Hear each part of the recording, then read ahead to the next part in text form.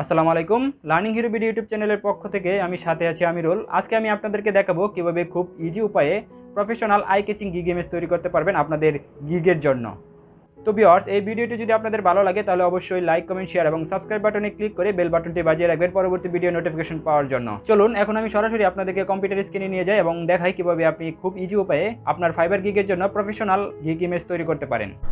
ফাইবারে gig image তৈরি করার সময় আপনাকে অবশ্যই একটা বিষয় খুবই গুরুত্ব দিতে হবে। সেই বিষয়টা হচ্ছে আপনার যে সার্ভিস অর্থাৎ আপনার যে মেইন কিওয়ার্ড সেটাকে ভালোভাবে ফুটিয়ে তুলতে হবে। উদাহরণস্বরূপ যদি আমি আপনাকে বিষয়টা বোঝাই তাহলে সাপোজ ধরেন আপনি যদি ক্লায়েন্ট হতেন, তাহলে আপনার সামনে যদি 10 থেকে 12টা গিগ ইমেজ শো করানো হতো, তাহলে আপনি কোন গিগটাতে ক্লিক করতেন? আপনি হয়তোবা ক্লিক করতেন যেই গিগটাকে আপনার চোখে লাগে এবং যেই গিগটার ডিজাইন খুব সুন্দর, অবশ্যই আপনি সেই গিগটাতে ক্লিক করতেন, তাই তো? ঠিক তেমনই আপনাকে এই বিষয়টা চিন্তা করে আপনার গিগ ইমেজ তৈরি করতে হবে।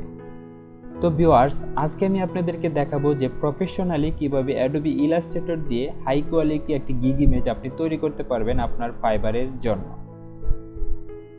তো আপনারা স্ক্রিনে যেই ইমেজটা আপনারা দেখতে পাচ্ছেন, আজকে আমি আপনাদেরকে সেই ইমেজটা তৈরি করে দেখাবো। তো আপনাদের কম্পিউটার থেকে আপনার অ্যাডোবি ইলাস্ট্রেটর নামে যে সফটওয়্যারটা আছে সেটা আপনারা ওপেন করে নেবেন। তো আমি যেহেতু ওপেন করে নিয়েছি অলরেডি, তো এখানে আমি ফাইল থেকে নিউ নামে যে অপশনটা আছে সেটাতে আমরা ক্লিক করব। হাইট ওয়েট হচ্ছে যে আমার ফাইবারের যে গিগ ইমেজের সাইজ সেটা আমরা এখানে ইউজ করব। অর্থাৎ আমরা জানি ফাইবারের গিগ ইমেজের সাইজ হচ্ছে 550 বাই 370 পিক্সেল। তো ওয়াইডটা আমরা 550 দেই এবং হাইটটা আমরা 370 দিলাম, পিক্সেল দিলাম। তারপর এখানে দেখেন যে ক্রিয়েট নামে যে বাটনটা আপনারা দেখতে পাচ্ছেন সেটা আপনারা ওপেন করে নেবেন। ওপেন করে নেওয়ার পর আপনাদের সামনে একটা নতুন ডকুমেন্ট ওপেন হবে। তো এই ডকুমেন্টটাতে মূলত আমি আমার ডিজাইনটা করব। তো তার জন্য পূর্বের ডিজাইনটাকে আমি এখানে নিয়ে আসি।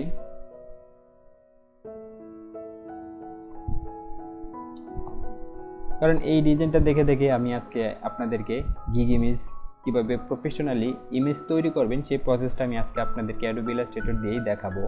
কারণ ফটোশপের চাইতে অ্যাডোবি ইলাস্ট্রেটরটা আমার কাছে অনেক ইজি মনে হয়, তাই আজকে আমি অ্যাডোবি ইলাস্ট্রেটর দিয়ে আপনাদেরকে দেখাবো যে কীভাবে প্রফেশনালি হাই কোয়ালিটি একটি গিগ ইমেজ আপনি তৈরি করবেন। তো এখানে দেখেন যে কিছু লোগো আমি আগে থেকে কালেক্ট করে নিয়েছি, কারণ এগুলা দিয়ে আমি আজকে আমাদের গিগ ইমেজটা ডিজাইন করব। তো এটাকে আমি যদি আমার এই ডকুমেন্টে নিয়ে নেই, তো এখন দেখেন যে এখান থেকে অর্থাৎ টুলবারে অর্থাৎ আপনার অ্যাডোবি ইলাস্ট্রেটরের টুলবারে দেখেন রেক্টেঙ্গেল নামে যে টুলসটা আছে সেটাই আমরা ক্লিক করব। ক্লিক করার পর এখানে দেখেন যে ব্ল্যাঙ্ক পেজের কর্নার থেকে আমি ড্রাগ করব। ড্রাগ করার পর দেখেন যে আমার একটা রেক্টেঙ্গেল হবে। তো এই রেক্টেঙ্গেল কালারটা আমি সিলেক্ট করে দেবো। এখানে দেখেন যে টুলস আইড্রপার নামে যে টুলসটা আছে হাতের বাম পাশে দেখেন টুলবারে, তো এটা আমরা একটা ক্লিক করব। ক্লিক করার পর এখান থেকে আমরা এই গিগের যে ব্যাকগ্রাউন্ড কালার সেটা আমরা সিলেক্ট করে দেব। তো গিগ ইমেজের ব্যাকগ্রাউন্ড কালারটা আমি সিলেক্ট করে দিলাম। সিলেক্ট করে দেওয়ার পর এখান থেকে আমি আরেকটা রেক্টেঙ্গেল নেব, কারণ আমি আপনাদেরকে বলেছিলাম যে আপনার মেইন সার্ভিস অর্থাৎ মেইন কিওয়ার্ড যেটা সেটাকে আপনাকে হাইলাইট করতে হবে। আমি যেহেতু অন পেজ এসইওর উপর একটি গিগ দিতে চাচ্ছি, সেই ক্ষেত্রে অন পেজ এসইওটাকে আমি কিন্তু হাইলাইট করে দিয়েছি। অর্থাৎ যদি আমি ছোটো করি সেই ক্ষেত্রে কিন্তু আমার এই অন পেজ এসইওটা দেখেন যে শো করতেছে। যদি আরও ছোটো করি তারপরেও কিন্তু আমার এই অন পেজ এসইওটা দেখা যাচ্ছে। অর্থাৎ আমি যদি 8 থেকে 10টা গিগের মাঝে যদি আমার এই ইমেজটাকে রাখি, তাহলে হয়তোবা আমি আশা করি যে আমার এই ইমেজটা 8 থেকে 10টা ইমেজের ভিতর অনেক ভালোভাবে ফুটে উঠবে। তো আমি এখন আবারও টুলবারে যাচ্ছি। টুলবারে যাওয়ার পর এখান থেকে একটা রেক্টেঙ্গেল নেই। তো রেক্টেঙ্গেলটা এখান থেকে ড্রাগ করে আমি আমার পরিমাণ মতো সাইজ করে নেব। তারপর দেখেন যে আবার আমি টুলবার থেকে আইড্রপারটা সিলেক্ট করব। সিলেক্ট করার পর এখান থেকে আমি ব্যাকগ্রাউন্ড কালারটা দেই। তো এটা আমি ব্যাকগ্রাউন্ড কালার দিলাম। দেওয়ার পর এখন আমাকে টেক্সট নিতে হবে। তো টেক্সট নিয়ে নেওয়ার জন্য আপনাকে আবার এই টুলবারে যেতে হবে। টুলবার থেকে দেখেন যে টি নামের যে লেখাটা আছে অর্থাৎ টাইপ টুল, সেটাতে আপনারা ক্লিক করবেন। তো এখানে আপনারা টাইপ করবেন on page SEO. On page SEO type করার পর এখান থেকে আপনারা লেখাটাকে বোল্ড করতে পারেন অথবা কালার চেঞ্জ করতে পারেন, এটা আপনাদের ইচ্ছা। তো এখানে আমি এই লেখাটা একটু চেঞ্জ করি, একটু বোল্ড করে দেব। তো তার জন্য এখানে আমি যাব, এই দেখেন ক্যারেক্টারে যাব, ক্যারেক্টার থেকে আমি এখানে অন পেজ যেটা বোল্ড লেখা আছে সেটাকে আমরা সিলেক্ট করব। সিলেক্ট করার পরে এটাকে আমি টুলবার থেকে আবার সিলেকশন টুলে চাপ ক্লিক করব। ক্লিক করার পর দেখেন ফ্রন্ট কালারটা কিন্তু ব্ল্যাক হয়ে গেছে। তো আমি চাচ্ছি যে এটা যদি ব্ল্যাক দেই সেক্ষেত্রে কিন্তু একটু বেশি একটা প্রফেশনাল লুক দিচ্ছে না। তো সেই ক্ষেত্রে আমি কালারটাকে আরেকটু চেঞ্জ করব। আমি চেষ্টা করব যে কালারটা দিলে এখানে ফুটে উঠবে সেই কালারটা আমি ইউজ করার জন্য। তো আমি এখান থেকে যদি হোয়াইট কালারটা ইউজ করি তাহলে দেখি যে হোয়াইট কালারটা কি আসলে এখানে ফুটে উঠছে কিনা। দেখেন আমার কাছে মনে হচ্ছে যে এই ব্যাকগ্রাউন্ডের সাথে এই টেক্সট কালারটা কিন্তু অনেক ভালো যাচ্ছে। তো এই হোয়াইট কালারটাই আমি এখানে সিলেক্ট করলাম। সিলেক্ট করার পর এখান থেকে আপনি যদি চান তাহলে ফ্রন্টটাকে আরেকটু বড় করে নেবেন। তো এখানে বড় করার জন্য এই টেক্সটের উপর আপনি ক্লিক করবেন। ক্লিক করার পর শিফট অল্টার চেপে এখানে দেখেন যে একটা অ্যারো চিহ্ন আসছে, এটাই আপনি ড্র্যাগ করবেন। দেখেন লেখাটা কিন্তু আমার আস্তে আস্তে বড় হচ্ছে। তো এটা আপনি পরিমাণ মতো দিয়ে নেবেন। তো জাস্ট আমি আপনাদেরকে আইডিয়া দেওয়ার জন্য দেখাচ্ছি কিভাবে কাজটা করবেন। তারপর এটাকে আপনি সিলেক্ট করে নেবেন। তো এটাকে আপনি আবার গ্রুপ করবেন। তো এটাকে আপনি দুইটাকেই আপনি সিলেক্ট করে নেবেন। সিলেক্ট করে নেওয়ার পর আচ্ছা এখান থেকে এটাকে আমি আরেকটু বড় করি।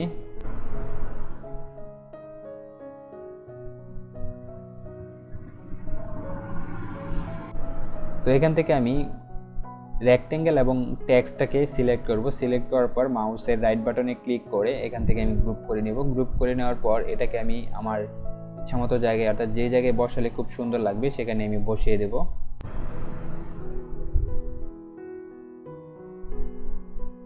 তো আমি আবারও টেক্সট টুলে যাব। টেক্সট টুলে যাওয়ার পর এখানে আমি অ্যাডভান্স কথাটা লিখব। লেখার পর এটাকে আমি সিলেকশন টুল দিয়ে সিলেক্ট করব। সিলেক্ট করার পর এখানে আবার শিফট অল্টার চেপে এই মাউসের কর্নারের দৌড়ে আমি এভাবে ড্র্যাগ করব। ড্র্যাগ করে এটাকে আসলে বড় করব। বড় করার পর এখানে আমি চাচ্ছি যে ফ্রন্টটাকে আমি একটু চেঞ্জ করে দেব।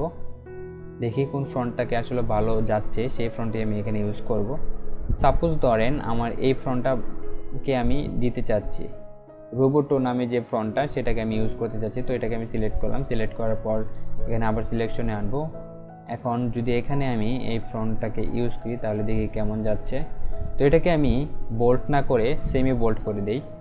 তার জন্য দেখেন যে ক্যারেক্টারের পাশে যে বোল্ড নামে যে অপশনটা সেটাই আমরা ক্লিক করব। ক্লিক করার পর এটাকে আমরা যদি রেগুলার করে দেই তাহলে হয়তো বিষয়টা ভালো লাগবে।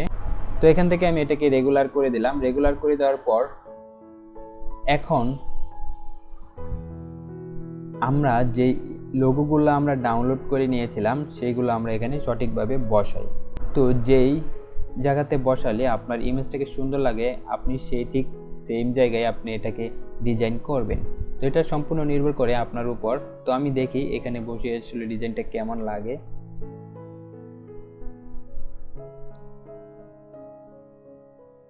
তো এটা দেখেন যে ব্যাকগ্রাউন্ডে চলে গেছে। তো এখান থেকে মাউসের রাইট বাটনে ক্লিক করবেন। ক্লিক করার পর অ্যারেঞ্জে যাবেন। অ্যারেঞ্জ থেকে আপনি ব্রিং টু ফ্রন্টে ক্লিক করে দেবেন। তাহলে আপনার লোগোটা ফ্রন্ট পেজে চলে আসবে।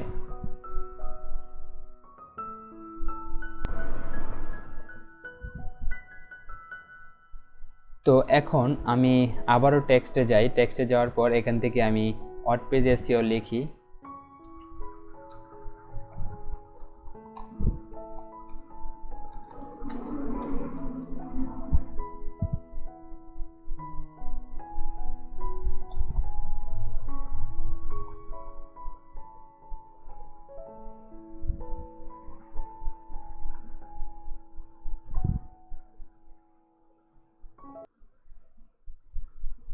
তো এই ওয়ার্ডপ্রেসটাকে যদি আমি আরেকটু বোল্ড করে দেই তার জন্য আমি ক্যারেক্টার থেকে আপনি ক্যারেক্টারের পাশে দেখেন বোল্ড নামে যে অপশনটা সেটাতে আপনারা ক্লিক করবেন।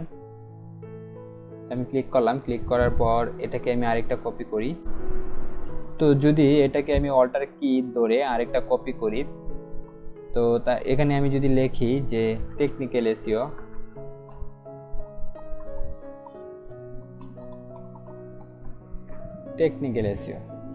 তো আবারও আমি সিলেকশন টুল থেকে সিলেক্ট করব। সিলেক্ট করার পর এটাকে আমি আবারও আরেকটি কপি করব। কপি করার পর এখানে আমি লিখব ইউএসট এসইও।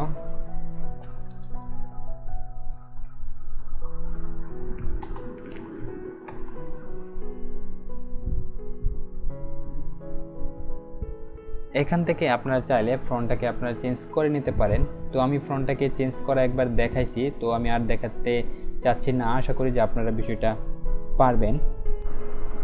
তো এখান থেকে আমি আরেকটি রেক্টেঙ্গেল ড্র করি। তো ড্র করার পর এখান থেকে যদি আমি কালারটা চেঞ্জ করে নিই, তার জন্য আইড্রপারে যেতে হবে। আইড্রপার থেকে আপনি এখানে কালারের উপর যদি ক্লিক করেন সেক্ষেত্রে কালারটা নিয়ে নেবে। তো মনে হচ্ছে যে আসলে রেক্টেঙ্গেলটা অনেক বড় হয়ে গেছে, তো তার জন্য আমি এখান থেকে আরেকটু ছোট করে নিই।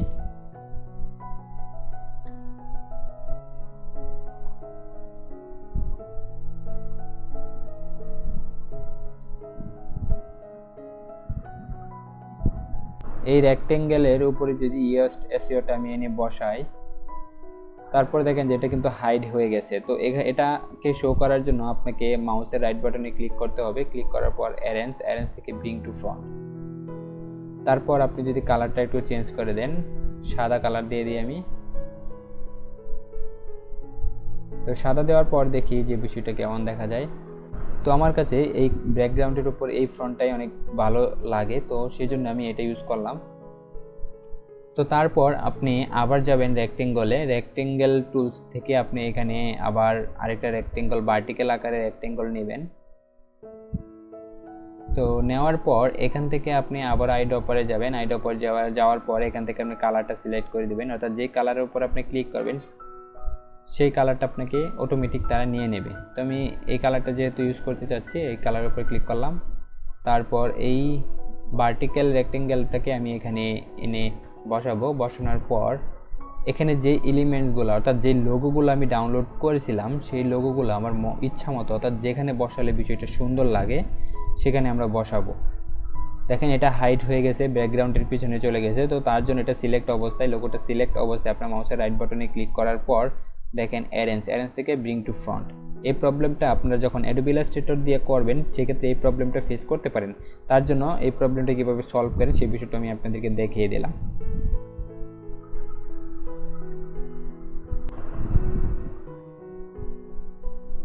তো ইওস্টের লোগোটা যদি আমি এখানে বসাই তাহলে দেখি কেমন লাগে। তো এটাকে যদি আমি একটু বাঁকা করে দিই, ধরেন আমি এভাবেই দিলাম, এটাকে আপনাদের ইচ্ছে মতন আপনারা দিয়ে নিন। তারপর যে একটা অপশন বাটন, এখানে বাটন অ্যাড করা, সেটাও আপনাদেরকে একটু দেখিয়ে দিই। এখান থেকে আপনি রাউন্ডেড রেক্টেঙ্গেল টুলটা সিলেক্ট করবেন। সিলেক্ট করার পর এখান থেকে আপনি ড্রাগ করবেন। ড্রাগ করার পর আপনি আবারও চলে যাবেন আইড্রপার থেকে আপনি যেহেতু যদি এই কালার দিতে চান তাহলে এই কালারের উপরে ক্লিক করবেন। ক্লিক করার পর এটাকে আপনি সিলেক্ট করবেন। সিলেক্ট করার পর এখান থেকে আপনি এখানে নিয়ে আসবেন।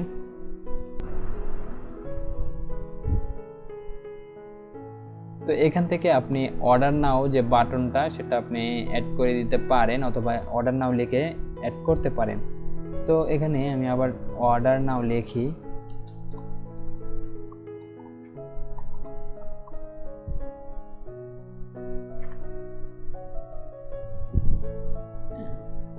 এটাকে যদি আমি আর একটু বড় করি, তারপর এখানে এনে ছেড়ে দিই। তারপর এই রাউন্ডেড রেক্টেঙ্গেলের উপর যদি আমি এনে বসাই তাহলে দেখি কেমন লাগে বিষয়টা। এই কালারের সাথে এই ফ্রন্টটা আসলে অনেক ভালোই যাচ্ছে। তো আপনারা চাইলে এই আপনাদের ছবি অথবা যে কোনো ছবি দিয়ে আপনারা এখানে বসিয়ে দিয়ে আরেকটু ডিজাইনটা করতে পারেন। তো আমি এ পর্যন্ত আর দেখালাম না। আশা করি এ পর্যন্ত যদি আপনারা ভালোভাবে দেখে থাকেন মনোযোগ সহকারে, তাহলে আশা করি ইমেজটা তৈরি করতে পারবেন। তো আপনারা জানেন যে আমার ফাইবার সাকসেস কোর্সের কিছু টিউটোরিয়াল আমি পাবলিশ করতেছি অলরেডি। তো ভিউয়ার্স, আপনাদের কাছে আবারও ছোট্ট একটি অনুরোধ, যদি আমার এই টিউটোরিয়াল দেখে আপনি কিছু শিখতে পারেন এবং আপনার কাছে যদি ভালো লাগে তাহলে অবশ্যই লাইক, কমেন্ট, শেয়ার করবেন এবং সাবস্ক্রাইব করে বেল বাটনটি বাজিয়ে রাখবেন, কারণ আমি ফ্রিল্যান্সিং রিলেটেড সকল প্রকার টিউটোরিয়াল আমি এই চ্যানেলে দেব। তো যদি আপনাদের ভালো লাগে এবং আপনারা যদি দেখতে চান সেই ক্ষেত্রে আপনারা সাবস্ক্রাইব করে বেল বাটনটি বাজিয়ে রাখবেন। তো দেখা হবে অন্য কোনো টিউটোরিয়ালে। সেই পর্যন্ত ভালো থাকবেন, সুস্থ থাকবেন। আল্লাহ হাফেজ।